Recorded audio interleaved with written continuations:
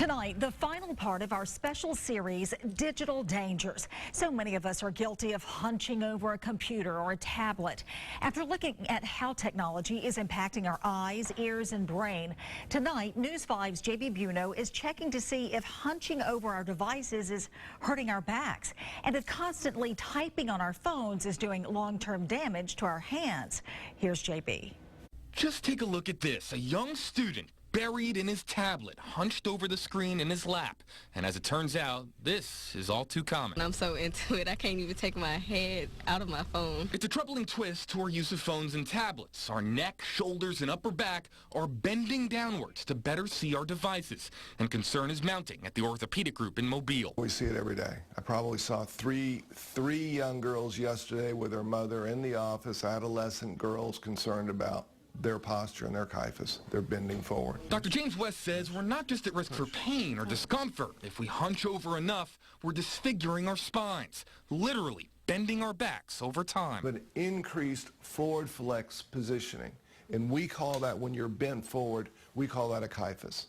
They are, instead of having scoliosis, a curve to their back going to the side, the curve is bending forward. And the physical problems aren't just with our backs.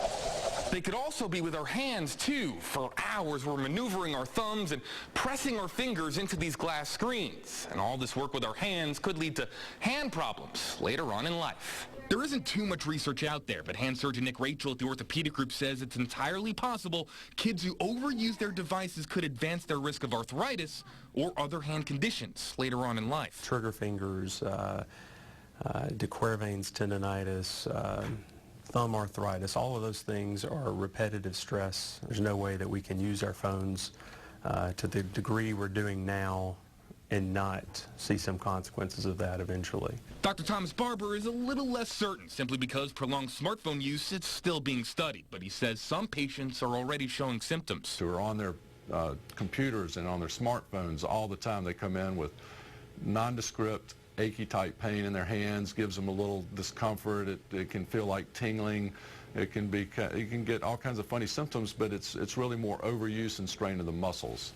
We really don't know if most of us, or just a handful, will develop hand problems later on in life from overusing our devices. We know that these can lead to wear and tear issues. Nor do we have a crystal ball to see if our necks and backs are being deformed by constantly looking downward. You noted is the biggest problem with these devices. But the experts have spoken, and it's possible an entire generation of phone and tablet users could one day suffer the consequences of these digital dangers.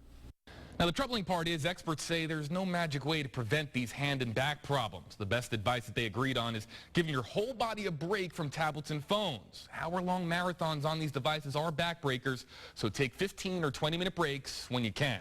That concludes our Digital Danger series here on News 5. If you want to see our reports on how technology is affecting our eyes, our ears, our brain, just search Digital Dangers on WKRG.com.